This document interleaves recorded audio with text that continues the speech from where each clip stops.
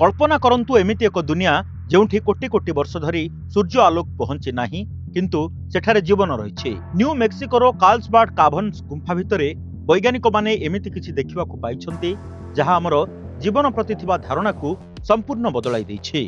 University of Alabama एवं अपसाला university गवेषक माने एही गुंफार एक एमिति अंशरे पहुंची थिले जोंठी घोर अंधार छड़ा आउ किछि नथिला। हेले हठात सेमानंक टॉर्च आलोकरे झलसी उठिथिला कांथरे थिबा सबुज रंगर आस्तरण। एगुड़िक हेउछि साइनोबैक्टेरिया जहा प्राय 4 कोटी 90 लक्ष वर्ष धरी एठारे रही आसुछन्ति।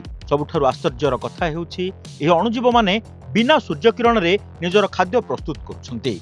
वैज्ञानिक माने जानिबाकु पाइछन्ति जे एही जीवाणु माने सूर्यंक दृश्यमान आलोक बदल रे नियर इन्फ्रारेड रश्मिर व्यवहार करुछन्ति। एमानंक पाखरे थिबा स्वतंत्र क्लोरोफिल अति कम शक्तिर आलोक को व्यवहार करी अम्लजान तैयारी करि पारुछि।